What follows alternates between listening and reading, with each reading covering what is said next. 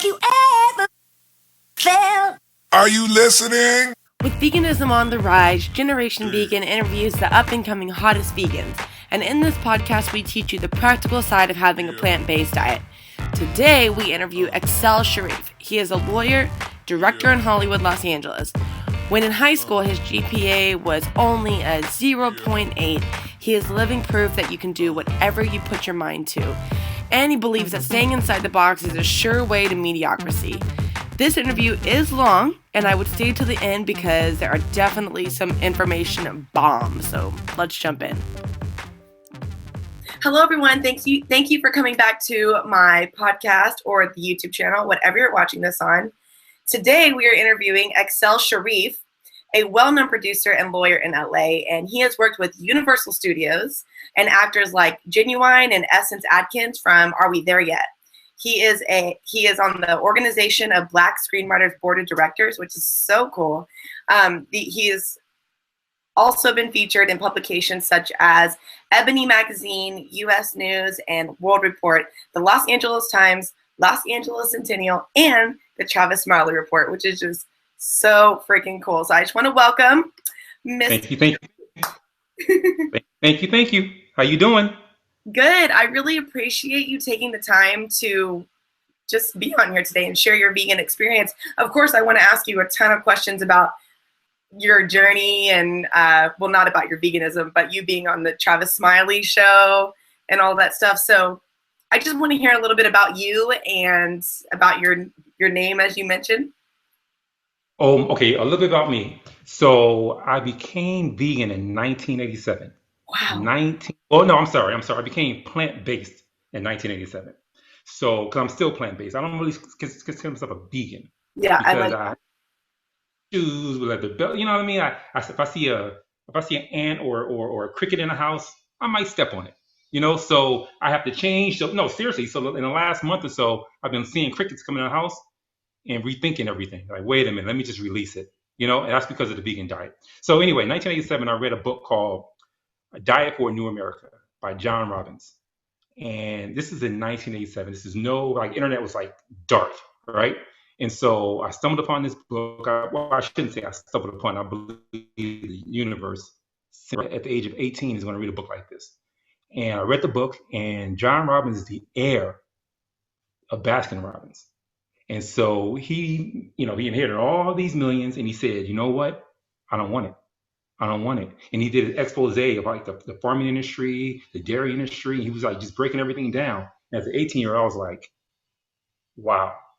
I run home, tell my family and friends, they're like, so? I said, okay. The very next day after I finished the book, I became a vegetarian. That was it. It was like no mas, there was no questions asked, nothing. I just became a vegetarian like that. And I haven't looked back since.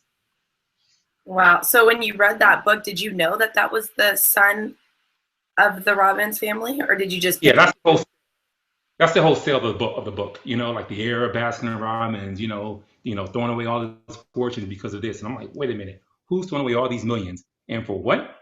You know, because of like, what? Let me read this. And when I read it, I was like, oh my God, is this really happening? Because I had no idea. Because I was raised, milk does the body good, which is not true. Calcium does the body good in certain amounts, right?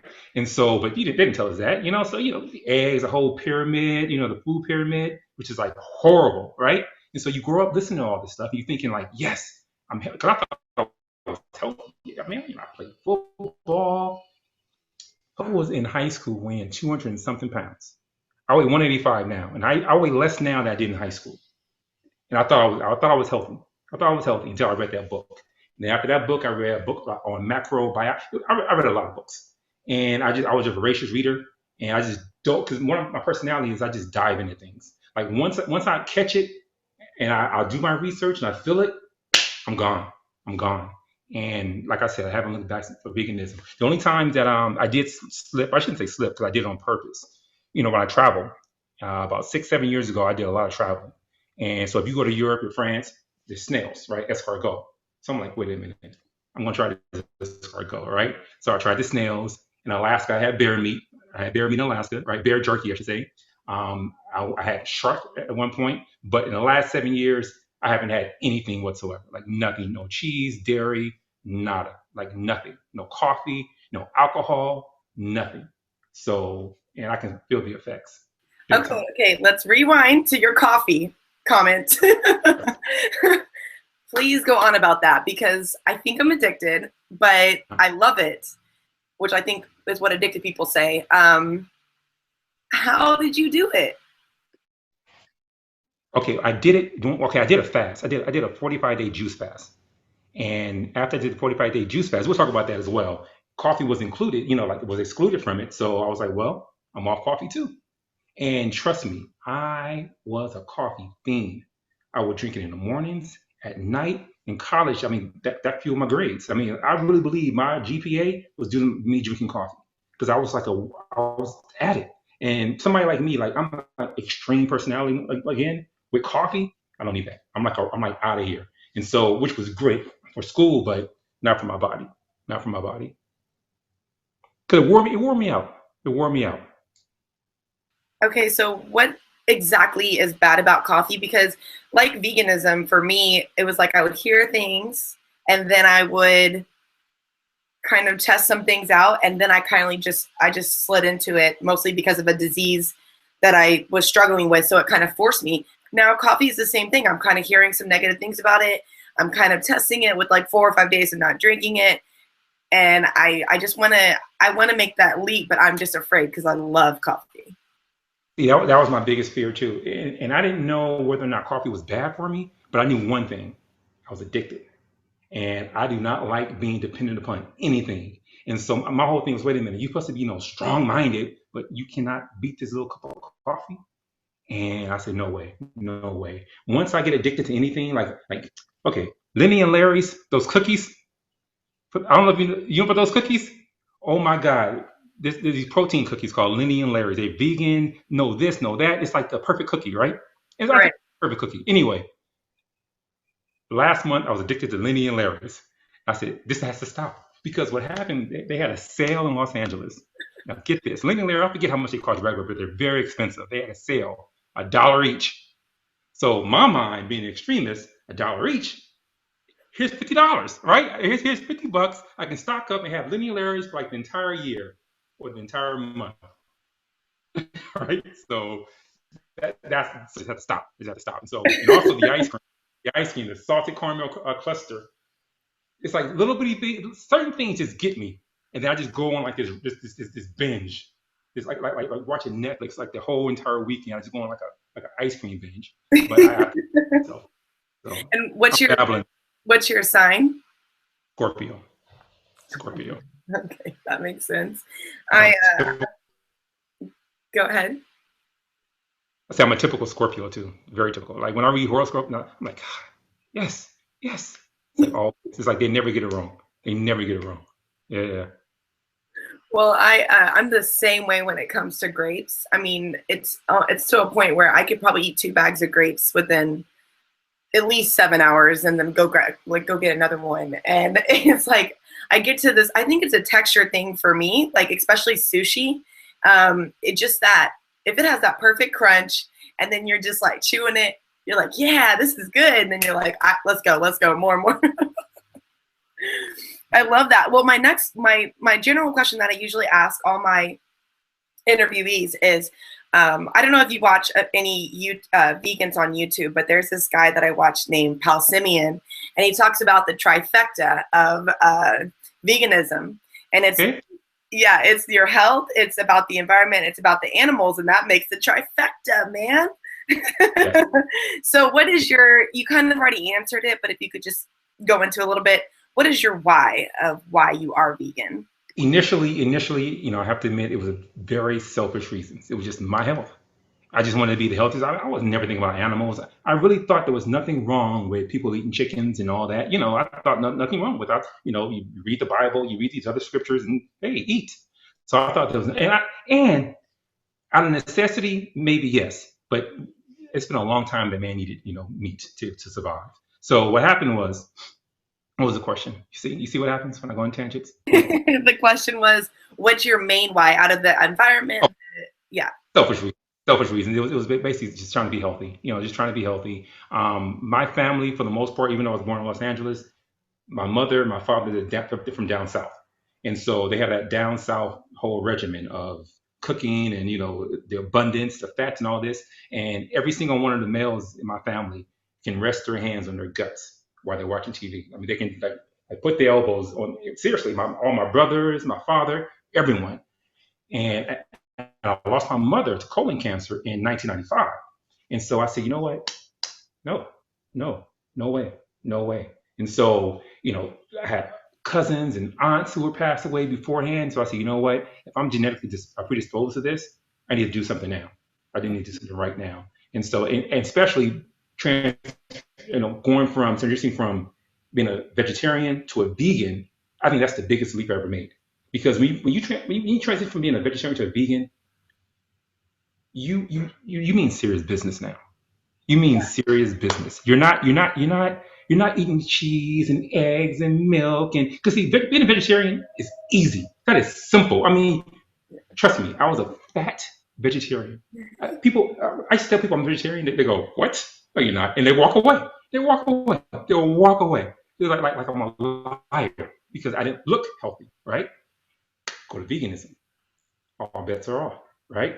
Everything changes. Something happens to your spirit, man. Like seriously, man, you're crazy. Maybe I am, but I know one thing: I will never, ever, ever go back to eating meat unless it's a necessity. I'm on an island, and that's all we have, Yeah.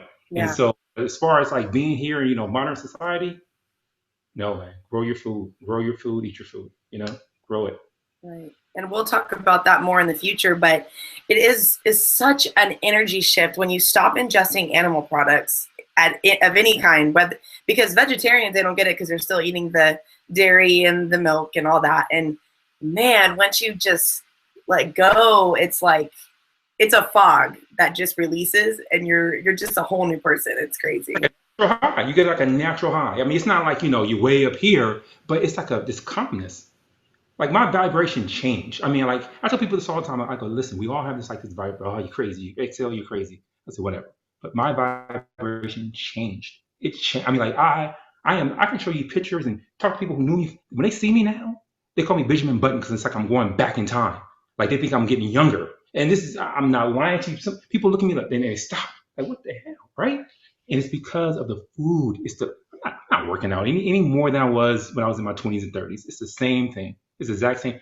The only thing that's different is the food. Good quality food.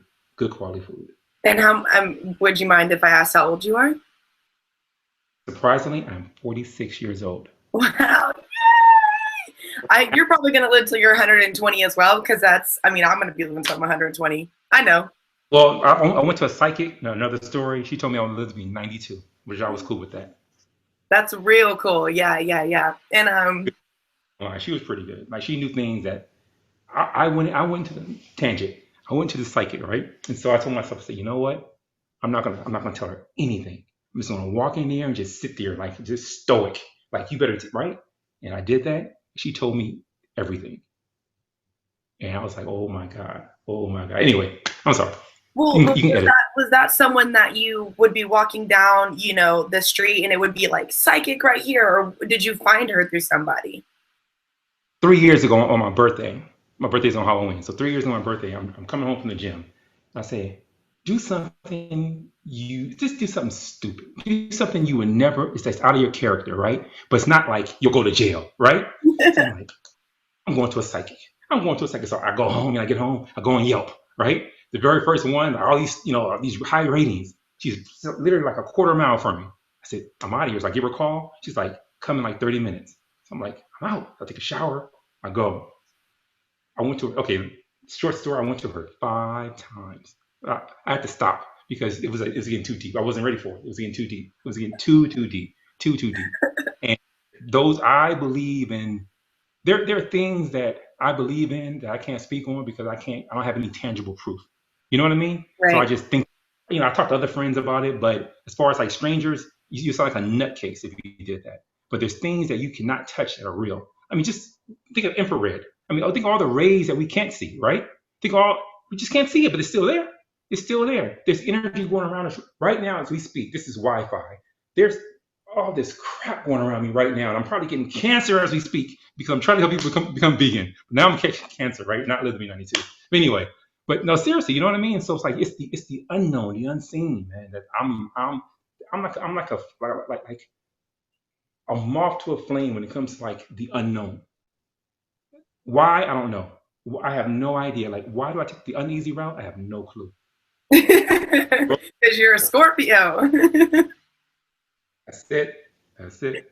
Well, actually, I'm going to jump down to the bottom of my question list because you just hit on something, the unseen. Like, that's something I feel like that holds a lot of people back from turning vegan. That held me back because we don't see the death and the pain, the stuff that's happening in the factories. So how do you, if someone were to come to you and just say, look, I need help disconnecting, how do you help them break that of like the milk carton of the cow that's in the grass, you know, happy to like the actual cow that has the machine on them that's bleeding and terrible and miserable?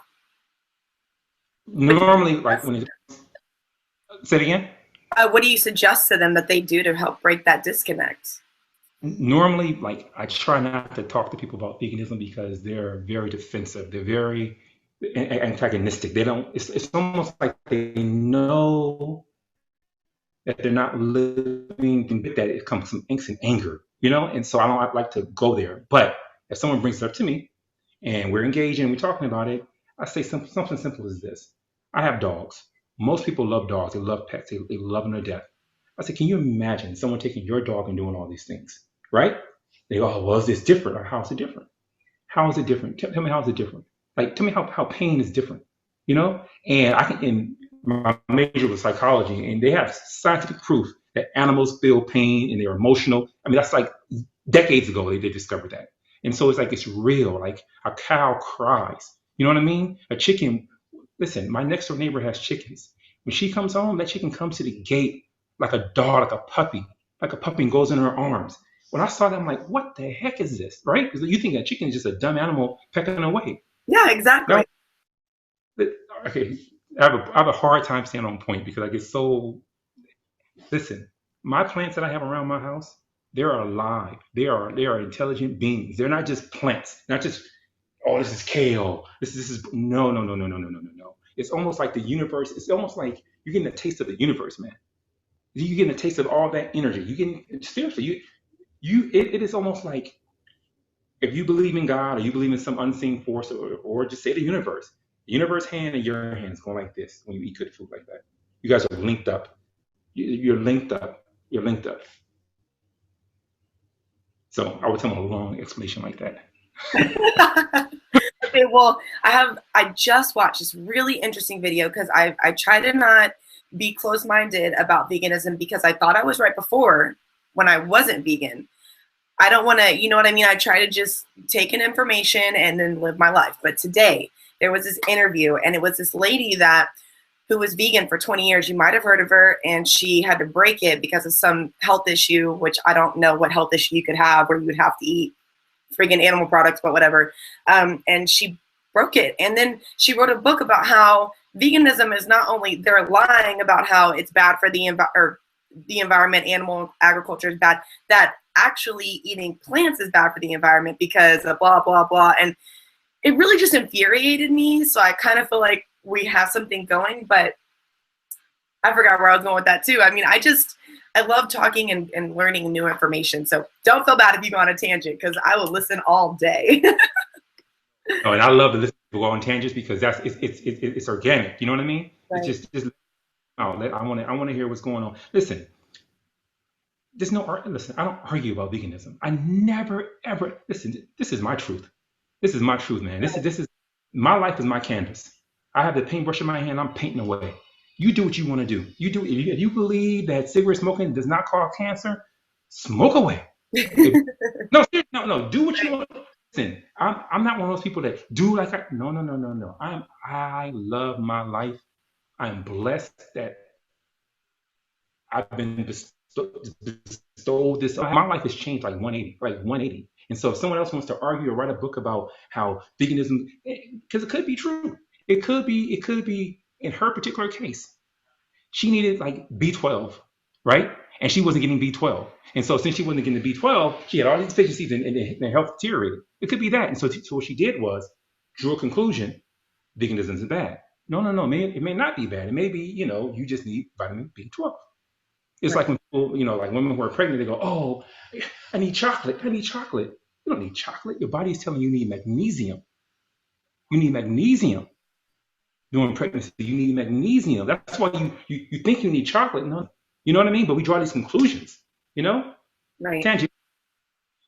No, This is I'm it. I'm the same way. Like I want to know as much information as I can. That way, if like today I was craving pickles, so I went and ate some pickles. I said, you know what? I bet if I went and looked up healthy ways to get sodium, I could find better ways, and just maybe I just need to drink some water or something. I don't know. But I wanted just to ask you, because a lot of people think, well, a lot of people think that vegans deteriorate in health, but other people think that vegans think that we're just like superior gods with this perfect health. And I just want to know, in the past years that you have been vegan, have you ever gotten sick? Do you recover faster when you work out? Do you recover faster, slower? Do you build muscle faster, slower? Since I've been vegan, faster, stronger, no health issues, none, like nothing, like nothing, no headaches, no cold, no flu, nothing. And there's people who see me every day that can attest to this. Nothing. I'm faster. I'm even faster. Listen, I can run the 40-yard dash faster now than I did when I was in high school. This is honest to God truth. And I'm like, that's why when the whole book of the lady said veganism is bad, okay. But for me, it's like veganism is the best thing that ever happened to my life. Period. Period. And I've had a lot of things good happen to me. Veganism is the number one thing. The number one thing. The number one thing. So again, I forgot the question. So I am It's perfect. Thank you. okay. I'm so happy right now. This is great.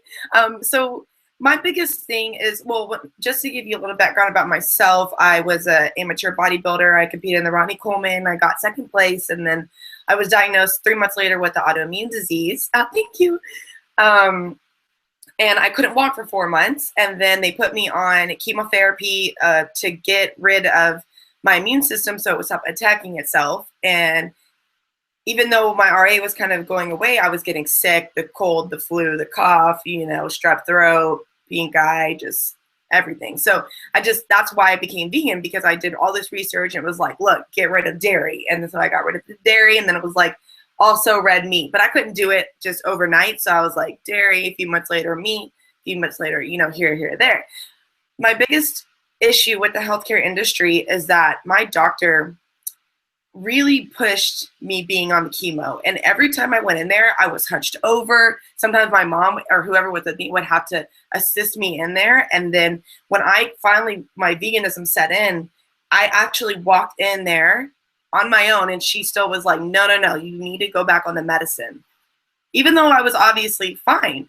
And so my question to you is, how do you think we could switch the training of the doctors to have them incorporate, like they only get 1 semester of nutrition advice. Like, how do we fix that?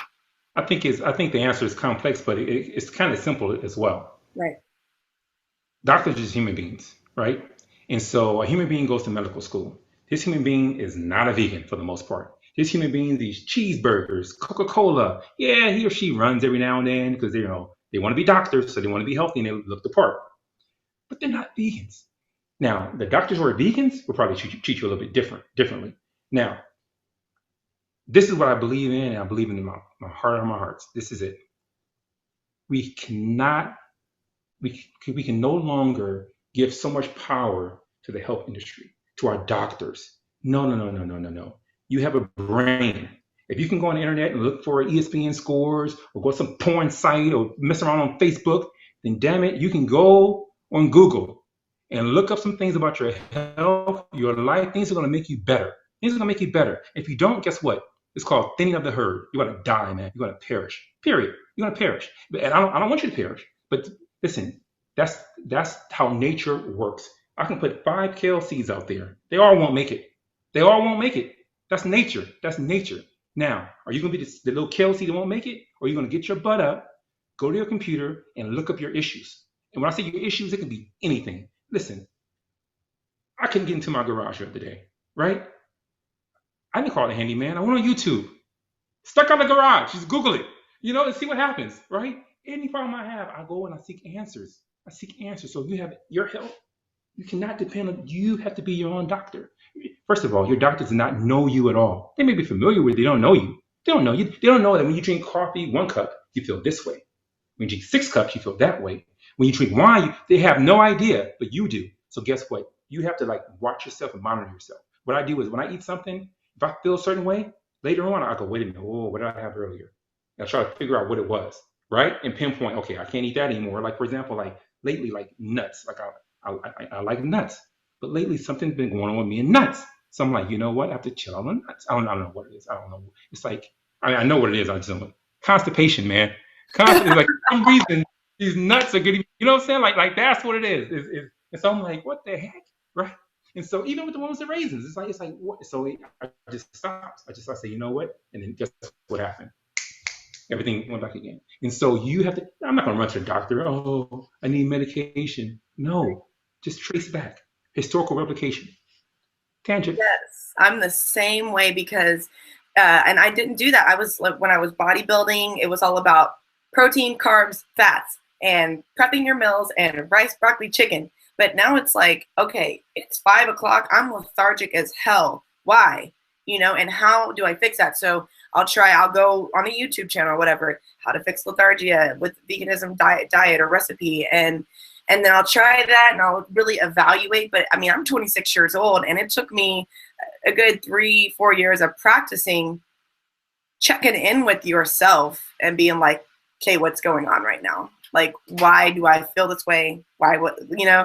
Sometimes right. I'll take vitamins without eating any food. And when it gets to your stomach, then you're just like, bleh! And I've actually figured out ways to not do that, obviously by eating, but even what certain things do I eat? And if I, take vitamins, how long do I have until I vomit all over the place? So you did mention that you kind of just quickly transition into vegetarianism, but when you went vegan, I guess right before you went vegan, what was the most difficult thing in transitioning? Like, what did you miss the most or find the hardest to give up? And then how did you overcome that? Cheese and ice cream. Yep. Cheese and ice cream. Cheese, I cannot imagine cheese. Honestly, I couldn't figure out why was cheese so bad. Really cheese. And so a buddy of mine, he said, Excel, it's the cheese. He said, because I had a gut, right? So I was vegetarian. I had a gut, and so my buddy goes, "It's the cheese," and I was like, "No, I don't want to hear this." Right? He kept saying, "It's the cheese." I said, "Damn, no cheese." So when I did no cheese, everything just kind of oh, okay. And the next thing you know, I started seeing little ripples in my. I said, "Oh, wait a minute, I have a 2-pack." You know what I mean? So yeah. So I got my first 2-pack. I was happy. You know what I mean? Not 2-pack, but 2-pack. So I was happy. I was very happy, very happy. So the cheese and the ice cream, because I was a junk food vegetarian, and listen to this. I used to come home. I used to get 4 Ben & Jerry's ice cream. Put each one in the microwave and just have it melt down a little bit and eat all 4. And eat all 4. Oh my gosh. And eat all 4. And eat all 4. And eat all, because I was a vegetarian, right? What happened to you in the bathroom? I used to listen. I was so this is what really changed everything.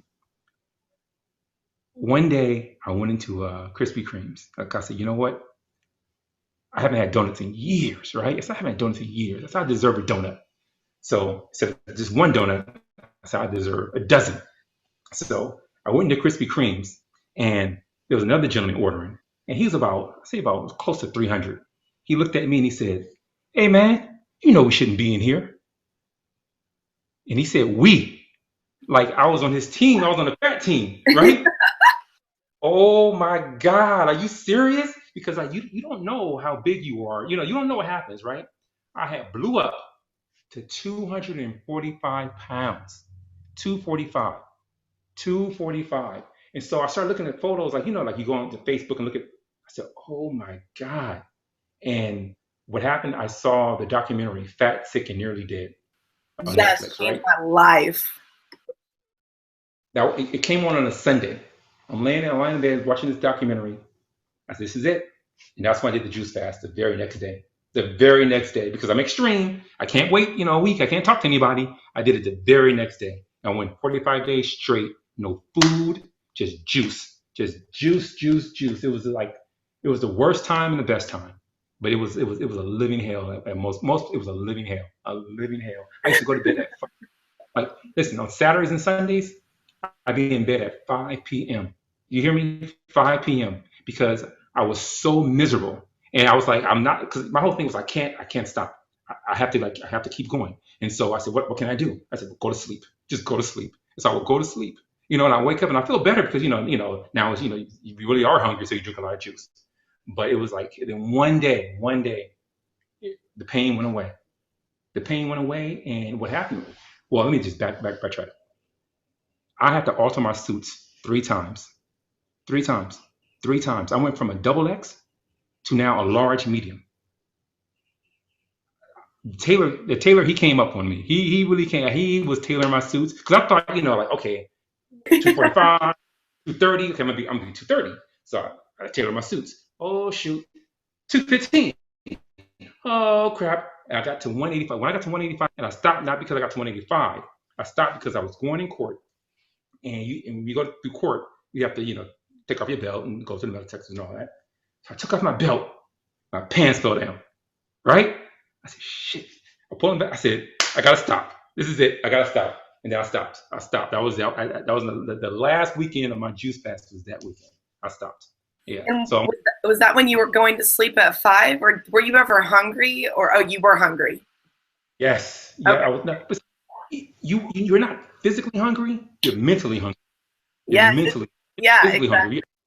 hungry. You have all your nutrients because what I was doing was in the morning I would do this. I would get a 12-ounce raw vegan. So I'll get all my protein and all that, and then all throughout the day just juicing and do my supplements, just juicing.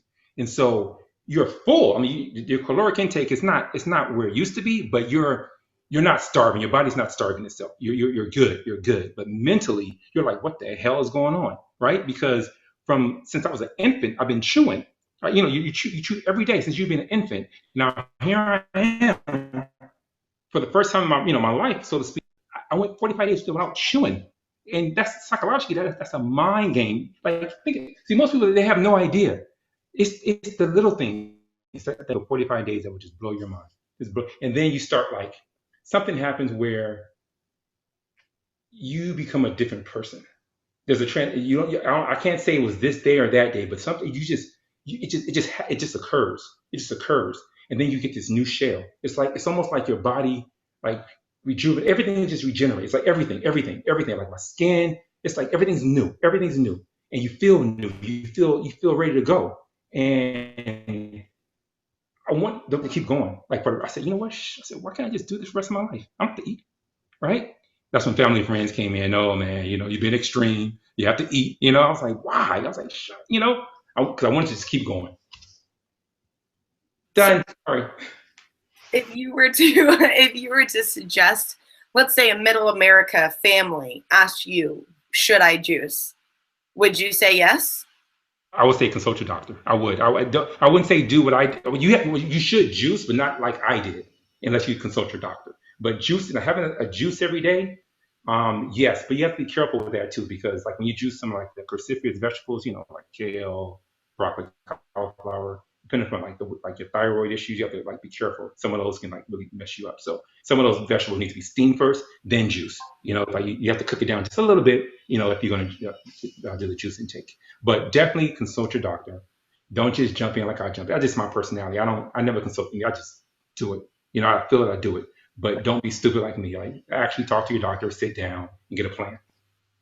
That's interesting that you just mentioned kale and spinach like needing to be cooked, because in that interview she was saying like a lot of people think green juices are good for you, but they're not because of the kale and you got to cook it and blah blah blah. And now you're mentioning it. Yeah, that's true. It is true. It is true. It's little things you have to tweak though. It doesn't say like, oh, I can't be a vegan. No, just tweak little things. Right. Just tweak it.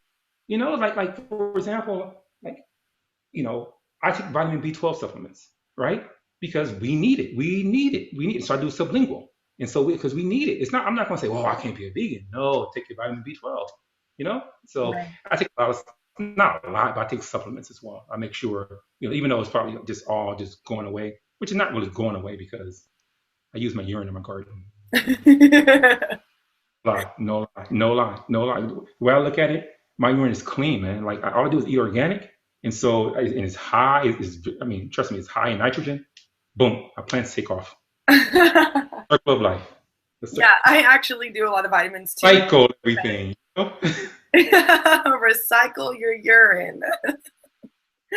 I actually do turmeric, cumin, and vitamin B12, vitamin C, all just for my immune system, just because of my RA history. But I'm even slowly trying to get off those. I'm trying to incorporate it in my food now instead of taking supplements. But it's been great. I love it. I actually wanted to ask you about soy, because a lot of people think because you're vegan, you're going to eat tofu all the time. And then, oh, no, it's soy. And I'm even very controversial about it. I don't know. So how do you feel about it? Is it good or Well, bad? Or I don't eat soy not because I know that it's good or I know that it's bad. I know that the majority of experts are saying right now that soy might be bad for you. So if I'm a responsible adult and the majority is saying this, I don't need soy. I mean, I can do almond milk, cashew. I mean, I'm not like addicted to soy. It's not like it's coffee, right? So I'm like, okay, if the majority is saying, soy is bad, okay, just go to almond milk. Just go to cashew milk, And so that's what I did. I just switched over. Now, the thing that I use soy, fermented soy. So, fermented soy is different from just regular soy. Fermented soy, because it's broken down. And so anyway, I eat miso, not a lot. I've been used that sparingly because even if fermented, I want to be safe because I want to study to come 3 years from now. Even you're fermented saying soy is bad. miso? Say it one more time. You're saying miso, like miso Yeah. soup? Yes, miso. Okay. Yes. So because it's fermented. Okay. Yeah, and actually, I heard a lot about the fermented thing being really good for you and your gut because of inflammation and. And it's your whole gut flora. Like people don't understand. Like we are just a host, man. Like we have there's so much drama going on in your body. Like you think it's sort of like if you look up in the sky in an urban city, look up, you might not see any stars. You won't see anything, but they're there. They're there, man. They're there. Just like it's like you can't see inside your body, but right now on my skin, there's things, organisms crawling around, and it's like a world. It's like an entire world going on here, and you have troops in your gut. You have troops in your gut. That's why I take probiotics and I do. Oh, I'm gonna do it. Oh, I'm so excited. I'm starting to do my homemade kombucha. Ooh, yeah. I'm starting to Kim Master, sushi chef, excuse me, and he's going to teach me these things, and I'm going to post them on YouTube and all that. Anyway, getting back to that. Go, I'm sorry. No, that's exciting. You're a vegan if you're like really excited about doing your own kombucha. You're like, not even because it's healthy. you need kombucha for life. I mean, like what? You know how much kombucha costs? You know how much? I don't care how much money you make a year. Kombucha costs a lot of money, right? And you don't even know like how good it is. Like really like how. Listen, I'm gonna make my. I can show people how to do it, and trust me, just make your own homemade kombucha. You can do it. It's simple. Most things are simple. Most things are simple. You just have to be taught how to do it. Are you gonna make a YouTube video about how to do it, or just the results? A YouTube video. I'm gonna do a step by step. In fact, what I'm gonna do is I decided this like last weekend. I said, you know what? I was gonna do a cookbook, and I have everything, all my pictures. I said, I think it'd be better just to do a YouTube. Tell people it's because the prep time is like 15 minutes, and it's either on the stove or not. Like if it's raw, but for the most part, it's like quick. Like I'm not one of those guys that like slaving and no. Like boom, boom, boom, boom. I'm done. The only thing I take time in is like making it look cute and nice and presentable. Because I think like, that's part of eating, man. Like it makes you smile. You know what I mean? You're excited about it. You're eating it in your mouth, and it's healthy. You grew most of it. It's like that's how I want to live, and that's how people can live. Like If you are a vegan, you should have your own garden. I don't care if it's small. I don't care if it's just an herb garden. I don't care. I don't care how. I don't care if you live in New York City. If you live in Alaska, you can grow anything. Listen, the movie Martian. The guy on Mars was growing potatoes on Mars. See it, but he was growing potatoes on Mars. You can't grow anything on Mars. You can't grow anything on Mars. If you guys know anything about it, you can't grow anything. Well, obviously you can, but you grow potatoes on Mars. And so my thing is, you can grow something anywhere. So I also do a YouTube channel about that too. Growing things and. You would kill it. I would be amazing if you made a YouTube channel on how to grow your own garden, especially for people who aren't in the country, right, with all of its land, but also people that aren't in LA. So like the middle, like regular, that's a loose term, regular people with like maybe a little bit backyard, right? Well, I want to move on to like animals. Like, let's talk about SeaWorld, and then I forgot to ask you, do you have kids or anything like that? Oh, children, none, not yet, not too late. It's not too late because I'm going to live in the I'm vegan. And I love that. So tell me how you feel about SeaWorld and. Well, SeaWorld, I mean, listen, SeaWorld, zoos, cage animals. As a kid, as a child, I thought they were cool. Look at the animals, yeah. As an adult, I know better. That's not cool, man. I mean, like, even fishing, I mean, that's not cool. It's not. I mean, like, I don't need you to have I don't need you to have a whale or somebody jump up and hit a balloon or I don't want to see that. I don't want to see. Guess what? You know why? We have internet now, and I can see like really HD, high quality of these animals in nature, doing their thing, behaving like they're supposed to behave, happy, you know what I'm saying? Giving life, not in some pool, man. Like I saw a photo yesterday, and it was an aerial view of SeaWorld. And it was this, I mean the parking lot was like this big. And then it showed a little bitty dot where, the orca, where they live. Little bitty green dot. And this huge parking lot. I said, how cruel. This animal has the ocean. You give them you give them this. Like, that's like somebody saying you sit for the rest of your life, right where you're sitting, that's where you're going to be for the rest of your life. That's worse than slavery. That is worse than slavery, man. And people, that's why your vibration change. You become a vegan. It's not you just, you become that hippie. No. Something changing in you. You become more human. Because I really believe like all the pesticides with Monsanto, all the pesticides in our food and the chemicals, it's changing our biology. It's literally changing. It's making us monsters. I'm not lying. I really believe maybe it's designed. Conspiracy theorists, maybe it's designed that way, but it's making us monsters, and we becoming like very aggressive. Like I used to be very type A. I used to be at a red light and it turns green. Let's go, man. What are you doing? Now, just sit there. Like maybe she doesn't see it. People behind me hung. I just, it's no big deal because no big deal. It's no big deal, and I really believe it's because of eating. So, yes. No to SeaWorld. No to. Yeah. And when like the lion kills the trainer or the whale kills the trainer, then they're like, it's evil. It's like, absolutely not. It's doing what I would do I'm surprised he hasn't killed more people, to be honest with you. Animals are sweet, man. Animals, like not to be, animals are sweet. Animals are sweet because like my dogs, I can reprimand my dog 1 minute. Right? And they're like, coward, oh, I'm so sorry, a little, all pitiful. And then as soon as I rub them, we're cool again. They forget everything. It's like, everything's cool. Like, okay, we're cool. Human beings? Man, you probably have people 10 years ago. 10 years ago. Remember that time you did animals? They forgive and forget. Man, listen. Man, I don't want to sound, man is the beast. On this earth, man is not civilized. Man is the animal that is not. The animals are civilized. Man kills himself. Man kills himself. No other animal does this. Man kills himself. He literally kills. He does not. He kills himself. And people. Here's the crazy part about it. The average person doesn't see all this. They're like, and I understand they're busy. You can listen. TV can distract you. You know what I mean? Your love life can distract you. The last thing, and you totally distracted. Listen, there's a saying about distraction, like we use in court all the time. Like when the law is against you, right? You argue the facts. When the facts are against you, you argue the law. When both are against you, you confuse the jury. You just confuse them, right? And I think people here, like we're like walking around, and we're literally. Listen, I shouldn't say. It seems like no, I know because I was one of those people, and and I still am. I'm not out of my confusion. It's just that I'm like clear.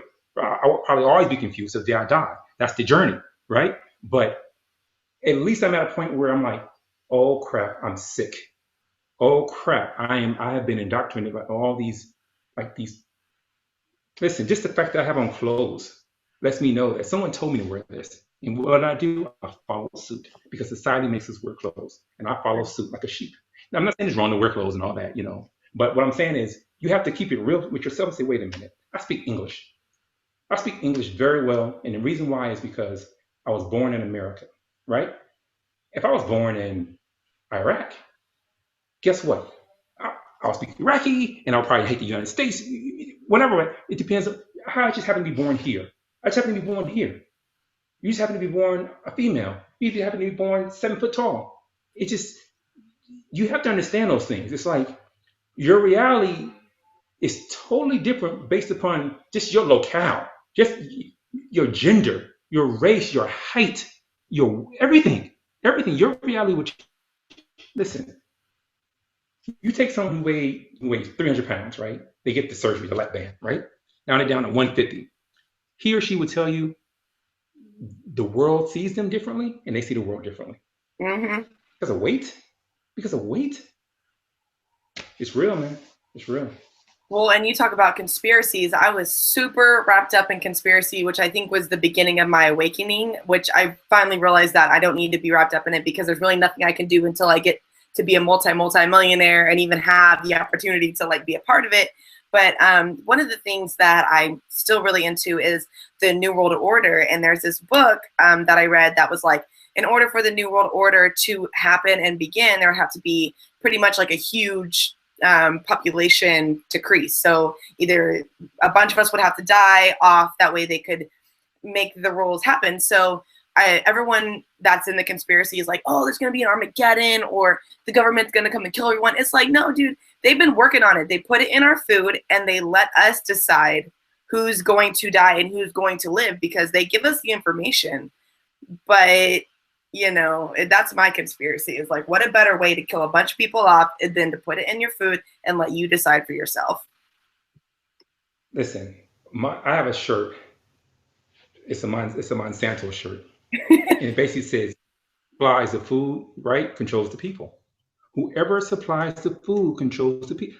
Remember in Germany when the Germans went to the Jews and the Jews that were hiding out and they didn't have any food, they were starving, and they were looking for other Jews. And this is how strong food is. This is how powerful food is. These Jewish people who were like steadfast in their beliefs, steadfast in their fight, everything, they were selling out. This is all documented. They were selling out their other brothers, like for pieces of bread. Like they will come and say, here's a meal. Show me where they're at. They'll look at their plate and they'll eat it and they're there. And that's it. And so, and this is all true. This is all true. Yeah. And so that's why, really sad. Again, grow your own food. Save your seeds. Don't trust. Listen, once you save your seeds and have good seeds, keep your seeds. Keep your seeds. Share seeds. You never become dependent upon someone else for your survival. I'm not saying become a prepper, but become a prepper. Right. I'm not saying don't, but definitely don't. And so before you've been vegan for a long time, like, do you have a preference on if you date vegans or non-vegans or marry a vegan or non-vegan? Do you think that matters? Or okay, in my humble opinion, it matters 100%. In my humble opinion, I really listen. I am a vegan, man. Like, this is who I am. Like, this is my being. This is like my mind is just vegan. Plants. Like, it consumes me. It literally consumes me, right? And so if I'm Miles Davis, right? And I'm a trumpeter, and I meet a young lady who her ears hurt for loud noises. I cannot be with her. How can I practice? How can I listen? She can't listen to my music. She can't listen. Like, I cannot be with her. My passion is to trumpet. My passion is veganism. There's a lot. Listen, there's a lot of beautiful vegans out there. They may not be around the corner or down the street, but they're on this earth. And the universe is the universe is a beautiful thing. Listen, people, I get emails all the time, texts all the time. How can I find a vegan? How can I find a vegan? Just exist. Just exist. Just be who you are. Be the dope version of you. Just listen. Here's the thing too. People are afraid to be themselves, myself included. It's very difficult to be yourself. Very difficult to be yourself, because the world does not like that. The world is not like that at all. At all. Independent thinkers, you listen. What's the old saying, right? It's the duck who shows his head that gets shot. Right. Exactly. So be yourself. They will come. Like, I cannot listen. The other day, it was we had a cold spell in LA. When a cold spell, I mean like 60 degrees, right? But it was cold to us, right? And so I had the fireplace on, and I ran out of firewood. I said, God, I have to go to the store and buy firewood, which is expensive. I said, man, I need firewood. The very next day, I'm driving down the street, this firewood. When I say firewood, right? So I have like a small car, so I have to like make all these trips. But firewood showed up. Like everything in my life shows up. Everything. I love avocados. I get avocados delivered. I love things just happen. You said here's the trick though. You have to let go, man. Stop trying to control the wheel. Stop trying to be the driver. It's like a wave, man. When you on that wave, no, man, you on the wave. Ride the wave. Don't try to no. Ride the wave. Right? And for example, when you do that, what happens is you become in sync with what the universe has in store for you. Because see, when you're doing your own thing, just what you're doing, you just let go. Let's just stop. Let go. Get loose. You just let it come. Let it come. And then when you click in, I haven't clicked in yet, but I can see it. Like I'm here, I'm getting there. I can so good. It feels so good. It's almost like a lot of people who've taken, DMT. I don't know if you want to get into that, but you know anything about DMT? Yep. All right. So people who have had the DMT experience, I never had it. I haven't had it, but they speak of it as like the universe nature is embracing you. And when they say she's embracing you, because they say it's a female, it's a woman, which is no surprise. But she's embraced because all my plants are, females, right? Female give life. Listen, there is a God. She's a female. She's a female, right? Because she's a female. Anyway, so when I say a female, she has the female traits. I mean, she has both. Like a real woman is like strong as a man and feminine as a woman. Like to me, like the ultimate woman is like everything. Like everything. It's like it encompasses everything. It's like the color black encompasses everything. Like what a woman is. It encompasses everything, right? Like the woman is almost like the version of the universe. Like, you know what I mean? Like it's like that conduit. You know what I mean? Like she's our conduit to the universe. That's how we, stardust, and we anyway. Sorry. I'm done. Well, I've never experienced DMT either, but I've done shrooms. And that was one of my consciousness changing, which I always highly suggest to everyone. They at least do it once at some transition in their life, whether they're going from broken up to single or moving locations or fat to skinny, skinny to fat, whatever, because it helps you. For me, it helped me jump to that next level. I mean, there was a point where for example, I would just look at this earring pre-shrooms and I would be like, earring, point blank, right? After shrooms, I'm like, dude, someone made this. Someone's passion was earrings. And they were so passionate about it, they made it and they found people to sell it. And you know what I mean? It blew my mind. And that's when I started doing diet research, and I've always stuck out, always, my whole life. I was one of the very few Black people in my whole district, in my town. So I've always just been different, and I don't have a problem. Well, I say I don't have a problem being myself, but maybe that's an ignorant thing to say because I really don't know yet. But I don't feel like I have a problem. What I have a problem with is what people think about me.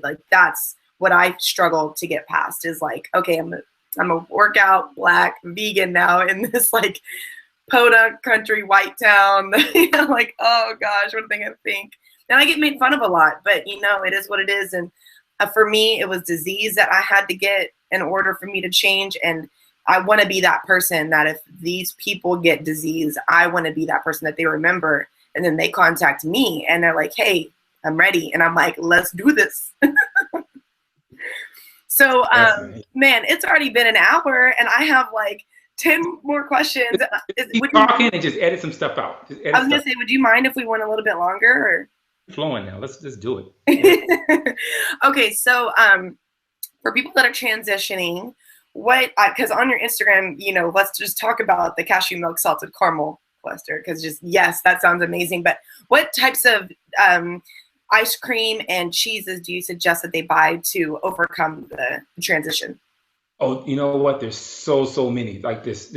There's one that I have a friend of mine. She's a master chef at the ranch, and I say dope.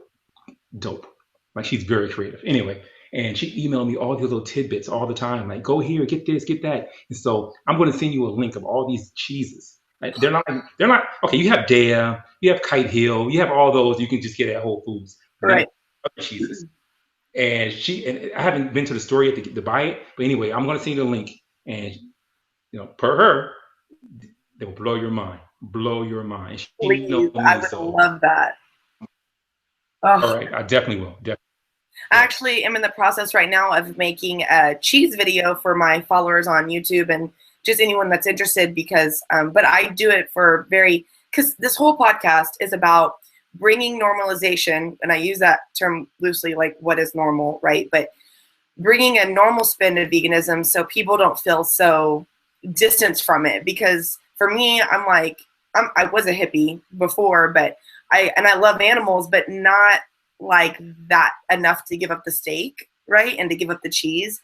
And people think a lot of the times, oh, in order to be vegan, you have to have dreadlocks and be into reggae and love animals. And it's like, no, there are tons of like regular people out there. You know what it is? It's because like the regular people are quiet. They're silent. Yes. Because they have regular jobs, they have regular lives. And so they don't like I don't care about standing out. Like I mean, I care, but it's like I have to be who I am. And right. Some, you know, when you're in corporate America, you know, you can't just be who you are. You just can't. I mean, it's the pay, you know. And so, like for example, I know there's so many people in corporate America who smoke marijuana, who make millions of dollars, who are good fathers, great mothers. They're industrious, but guess what? They will never say they smoke marijuana because there's a stigma. And guess who you see? You see the hippie, or you see the Rasta man, or you see. And so it's like, and so people, oh, that's what marijuana smokers are. No, it's people are quiet. And so as a vegan, I said, you know what? I'm not going to be quiet. And what I did was I had a garden in my backyard. I said, you know what? This year I'm putting my garden in my front yard. And so I just took my lawn out, everything, right? My neighbors like, what the heck? Right? And so they're looking at me like I'm crazy. But hiding this, man, you know what I mean? Like, I know it's right. I shouldn't have a lawn. I mean, me personally, I shouldn't have a lawn. Me personally, I should not be watering grass that I cut and I throw away. That makes no sense. That's not this, right? That's just what I'm going to do. I'm going to take the lawn out, and I'm going to grow me an oasis of everything that I can think of. I'm going to plant. I'm not going to ever have to go to the store ever again, even though you will, because you run out of food and don't plant enough. But you know, that's the thought process, right? I'm going to be this farmer, and for the most part, it's come to fruition. And here I am in the heart of Los Angeles, right? Helicopters over me, right? Cop cars flying by. I'm in my garden, right? And guess what? People stop, and the neighbors they start a garden. Another neighbor starts a garden. You know what I mean? It's like you just be you, man. You be you. People think it's dope. Guess what they're going to do? They're going to emulate. And then it grows. But you can't preach. You can't preach, man. You just be that change. You be that person. Just be you.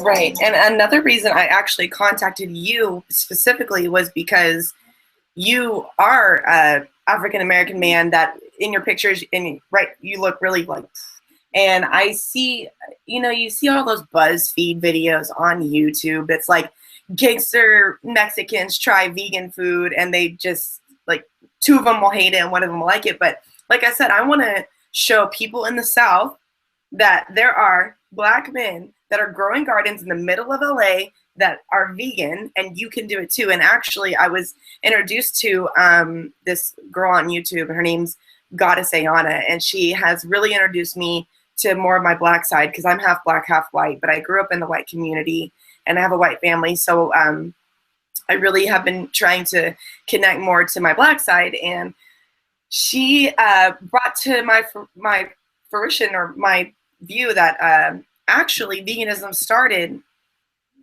with the African American slaves. I don't know if it was the slaves or back in the day, and I never knew that. And then like we came over to America, and then there were like fried chicken and collard greens and all that stuff. I never knew that. I thought that was very interesting. So that's why I really appreciate you being on my show, because I want to get to this to Middle America and just really normalize it, because I want to spread this as much as possible. And people think, you know, being a vegan, you're gonna be weak, you're not gonna have any muscle, you're not. Yeah. And it's the opposite. When you eat meat, you're soft. Like you're like literally you are soft, man. Like you become like you're soft. Like when you become vegan, you become like a rock. You become strong, lean. Like it changes your chemistry. There's a book. It's called The Biology of Belief by Dr. Bruce Lipton. It's about epigenetics. Please read that book. You can literally, like, your mind can change. You can. It's almost like this.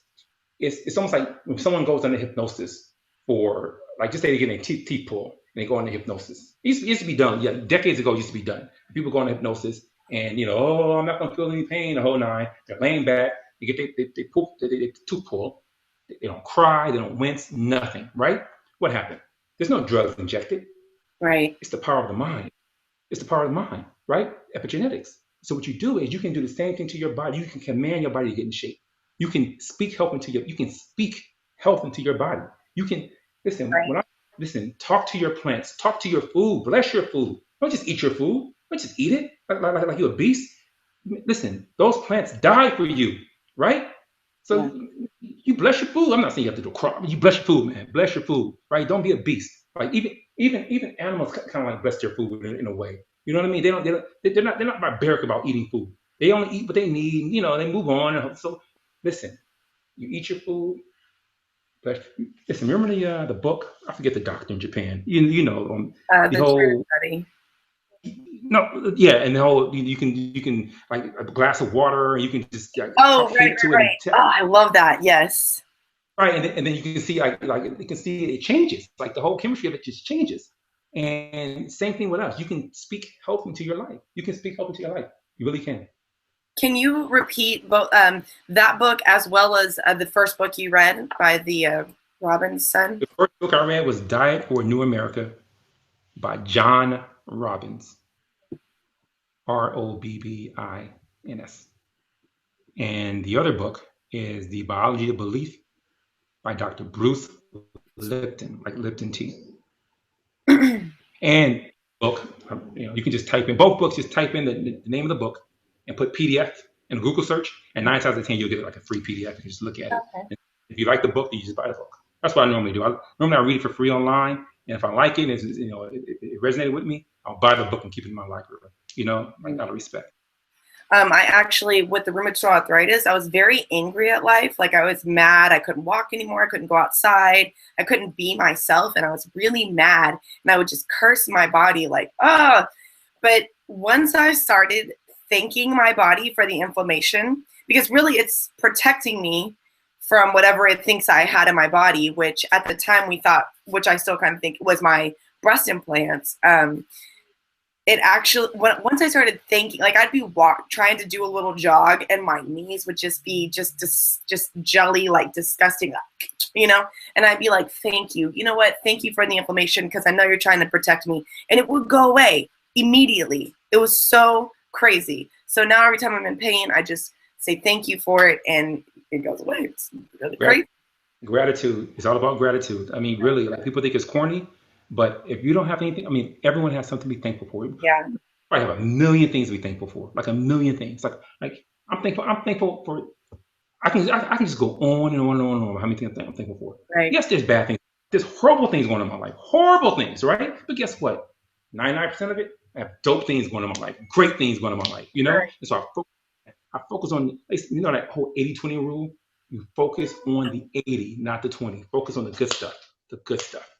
Like you just keep looking. If you look at the bag, guess what's going to happen? You're going to veer over to the bag. Focus on the good, man. Stay on the road. You know, stay on the road. And that's the thing too. You cannot get parked. You cannot get parked in life. Like don't pull over and like stay where you're at. And even if you find something, even if you're struggling to find something to be grateful for, the 4 things I always go for, all 4 of my limbs, my sight, my ability to speak, my ability to hear, like those are always there. If they're not there, then you will notice it. You know what I mean? Just being grateful for that. It's like, man, I have all 4 of my limbs. I can see, I can hear, you know, I have a full set of teeth. Like, amen. Just great. I'm so grateful. And just puts me in such a great place. So you obviously seem to have a really busy life, not because of what you've told me, but what I saw on the internet. Is that true? I mean, are you kind of relaxing now? No, I'm definitely relaxing now. I'm transitioning now. So, okay, my career went criminal defense attorney, right? So I started with the Cochran firm doing an OJ trial. I was an intern and watching all this, you know, then I got caught up in that. And so I'm like, oh yeah, I'm gonna be a trial attorney. So I became a trial attorney. And speaking of gratitude, I used to represent inmates in prison who received life in prison, right? With the possibility of parole. Yeah, it's possible for parole, but in the state of California, that's like I think it's 3% that people who actually parole. Normally, when you get life with the possibility of parole, you do life. Anyway, so I used to represent these guys.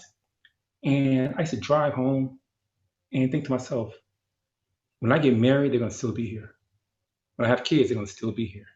These guys going to still, right now, you and I are speaking, all those guys, and there was just a couple of thousand guys I represented, all those guys, a couple of thousand, all those guys are still in prison. Still in prison. Okay. Full disclosure, they should be in prison because if you saw their record and believe their record, you know, they were found guilty the whole 9. You know, I was just doing my job. But, you know, just on a personal level, for the most part, the majority of them, like 99%, probably should be there, right? That's because they did bad things, you have to be there. But nonetheless, right? It's just sad, man. It's very sad. And just the gratitude alone, because it's not just because, oh yeah, I'm out and free. This is what I say to myself. That could have been me easily, not remotely, very easily. Like this attorney now was not always like this, right? I'm a Scorpio. My nature's wild. My nature's extreme. And so in high school, I was a wild boy, right? And so one little mistake, that could have been me easily. I could have been thrown away. I could have been thrown away easily. And so gratitude, man, gratitude. Yes. Yeah, that's really intense. When my cousin and I used to live together, she would watch a lot of prison, like Netflix stuff, and it helped her have a lot of gratitude because that just blows my mind. I could not imagine. I just couldn't imagine. That's a whole nother level, and it makes me really sad. So, on your Instagram though, really quick, you said it makes me really sad. Yeah. It does, man. Your vibration lowers. Like it even the topic makes the whole it lowers the vibration. And imagine doing like for like 10 years, and you're dealing with rapists and murderers, and it's no big deal. It actually lowers your vibration. You become this animal when you can just shake a murderer's hand, like, hey, what's going on, Joe? Yeah. How they treating you? And it's no big deal. It lowers your vibration. Okay. And so you were actually saying how. I want you to go on a little bit about your life after because you left that. Is that why you left? Because you couldn't deal with it anymore? Well, it's not that I couldn't deal with it. This is what started happening. And into film, right? Because I have friends who were in the business and they were like, hey, man, you have a story. Anyway, so I went into film production. Then film production, I went to play production. And so that just goes into, now you're an entertainment attorney now. Right. Like it was like a trend. It was like an evolution. It was evolution, and plus it was an evolution that I allowed to flow because the other one was disgusting me. Not knowing that what I was leaving was very much similar to where I was going to. You know what I mean? Like the Wow. entertainment business, and it's, you know, so it's similar. It's very similar. Very similar. Really Again, to this. Well, on your Instagram, you actually talked about your black, and I saw this on one of my YouTubers, one of my vegan YouTubers, the black bean spaghetti. Right. Was that good, or did you not? Okay. I think it was good because of the way I seasoned it in the sauce. But the black beans and spaghetti itself, it has a different texture. Okay, it's a little rubbery, but it doesn't turn out black. It's like a grayish when you get it. You know what I mean? It's not black anymore. Like a grayish. Not, I mean, you can make it sexy though. You can kind of make it sexy, but I like it because it's beans.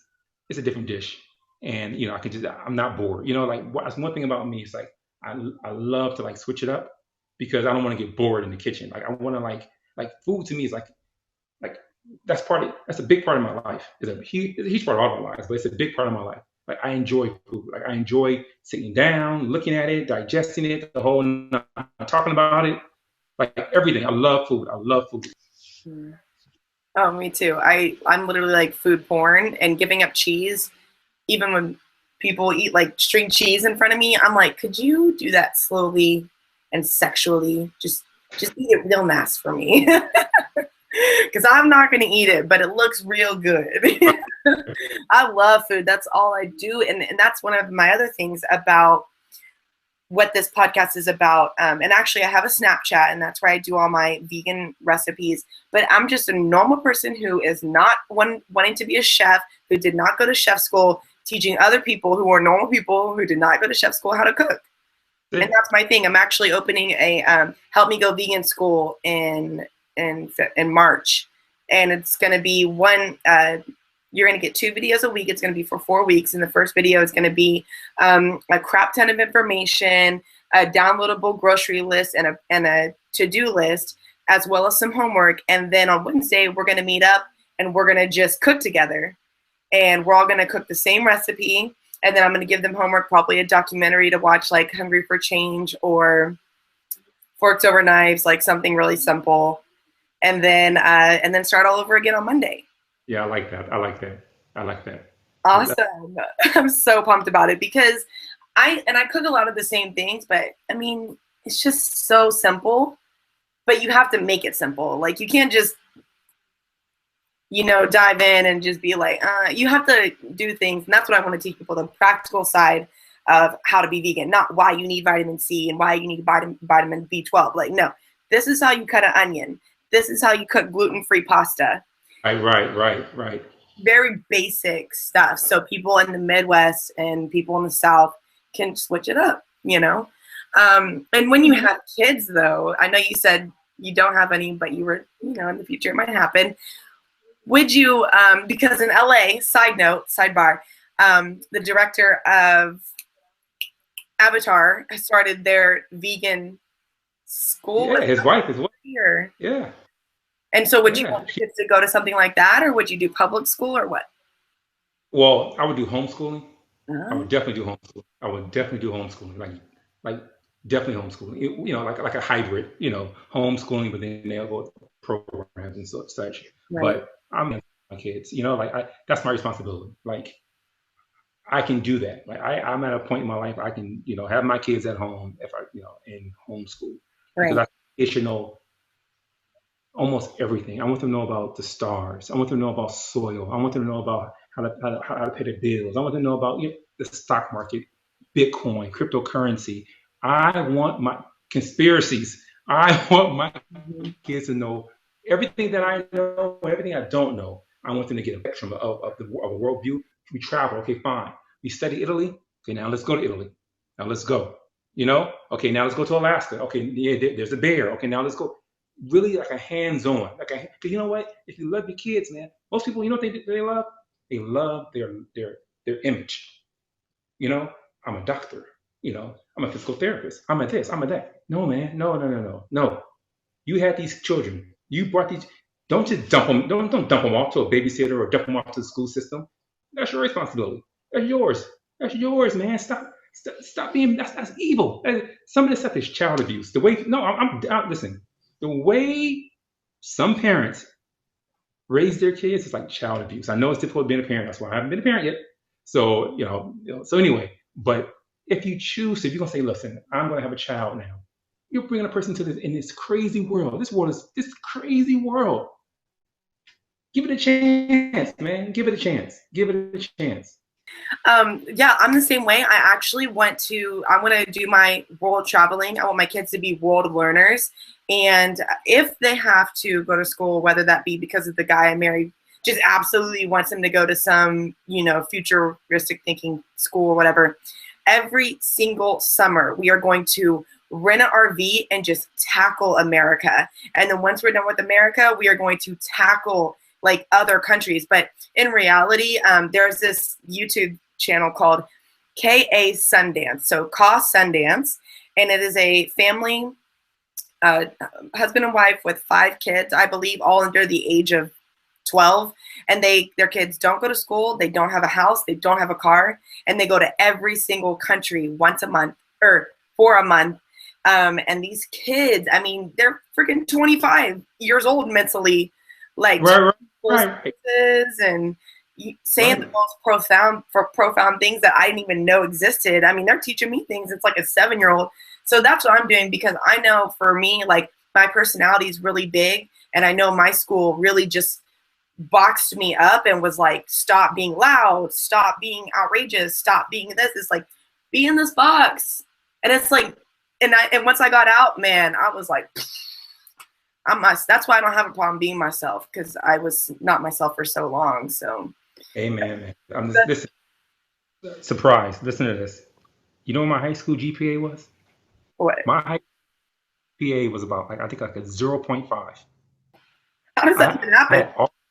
I had all F's and a D in PE, or football, a D in football. Listen, I didn't graduate from high school. I did not graduate from high school. I had to go back, right? I finally got my diploma. I had to go to junior college, right? Then I went to Morehouse, then law school. It was like school. And here's the flip side to that. All my life I was labeled gifted, but I did not like school. School drove me batty. School, like you will literally can go to my locker, right? Grab any book, science, math, doesn't matter, and open it. You hear, because it was so fresh and so crisp. I never open it up. However, I go to the library. I just grab an encyclopedia, see cats, China, Chile, and just study the encyclopedia. Right? That I was interested in that, not school. And so they said, "Oh, he's dumb. Oh, he's this, he's that." But I wasn't. It was just that they couldn't teach me. Yeah. So if I have with my genes, I can't throw mini Excel into that world, and they're gonna like not understand him, like, oh, he talks too much, or he laughs too much, because I was a jokester. Like I went to school just to see my friends, see my friends. My friends were there, and that to me, that's what school was. Where my friends met up. And that was it. I was very social.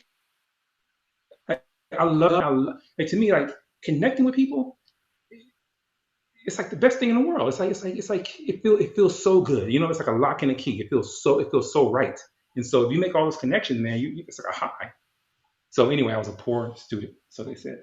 Well, one of the things that really bothered me about my school, and it's done everywhere, so it's not just my school, but telling me to stop asking questions. I swear to you, if my kids ever go to school and they come home and they say, my teacher says I asked too many questions, done. You're never going to that school again, because that's all you need to do is ask questions all your life, or you're going to be a sheeple. You know what I mean? And so all I do is ask questions, and it has gotten me into the best situations. It's gotten me into some shady, questionable situations, but I learned from those situations. Right. That's right. More than, you know what I'm saying? So this has been so cool. I've loved this. You know what? Go ahead.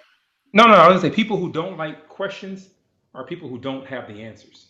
You know what I mean? Like, you can ask me anything, and like, how old are you? What time is it? I can go on all year, right? But we don't have the answers. Stop asking questions. You know what I mean? Because it exposes them. It exposes, and that's the whole thing. You think teachers know everything. You think your parents know everything. You think the government knows everything. No, man, we're all here like fumbling around. We're all fumbling around. Some people do know more than others, but for the most part, we're all fumbling around. And we all like are fragile. We're all fragile. We're all fragile. Yeah, and if my kid ever asks me something and I don't know, I'm gonna be like, I don't know. Let's figure it out together. That's it. And especially now with technology, it's like it's okay to know. I mean, it's okay. It's okay. It's okay. I mean, like it's almost like it's a hobby now to do research. Like Google. You know what I mean? Like I Google almost everything. I think I Google probably every day. Yeah, I mean, whenever I'm on the computer, I always Google stuff, right? Always curious. I'm always wondering. I'm always, searching. Always, because I know like the things you and I know today, we didn't know 6 years ago, and we were existing, and we thought we were okay. So just imagine 6 years from now, there's some things we don't know right now. You know what I mean? And I'm hungry for. I'm like, where is it? Like, give me more info. When people say, "Hey, do you mind me?" Listen, come talk to me. I need information. I need to learn. Yeah. If you know how to change a tire, teach me. If you know how to do a drywall, teach me. If you know, teach me. Listen, will you know how to play guitar? Can you teach me? Yeah, okay. Listen, I want to learn everything. To be healthy, man. You gotta live. You know what I mean? Yeah. I'm a learning brain. I'm a learning freak. That's all I do is sit around and watch YouTube videos. I watch talks at Google, talks at Harvard, anything that I can get my hands on. But I have to cut this short, and I hate that. But I have one question to ask you before we go, and that is just, what are 2 goals that you have for yourself in 2016? Definitely the YouTube channel. Definitely, I have to do that. And I have another goal I can't speak on because it's like my personal like work stuff. So, but it's another goal, and I try like to keep that like close to my chest. But YouTube channel, definitely. I have to connect with more vegans, because like I tell people this all the time. Like up until like a month ago or 2 months ago, I was the only vegan that I knew in real life, in the real world, right? Oh my gosh. Like a friend of mine invited me to this vegan Toastmasters, right, a couple of months back, and I met vegans for the first time. That I knew were vegans for the first time. Like, and I live in LA. But I'm also like a recluse as well. So, but this is great to connect with other vegans. Just learn, learn,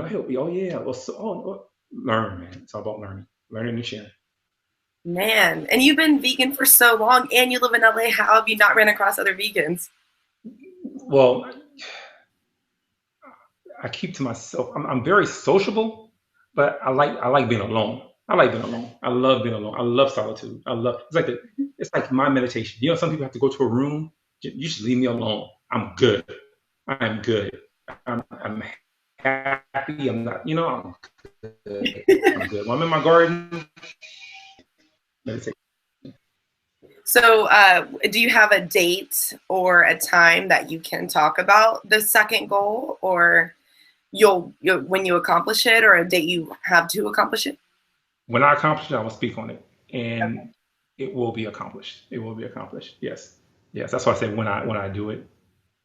Yes. There you go. Yes. Well, thank you so much, Excel, and you'll be on again. You know that, right? Thank you. I hope you didn't mind me yapping. I'm a yapper. I apologize. No, I'm sure everyone's going to love it. So thank you so much for listening to this podcast. If you have any questions on becoming vegan, or you're wanting to be on the podcast, please contact me at any social media. Dark Sunshine, DARKSUNSH 9. I cannot wait to meet you.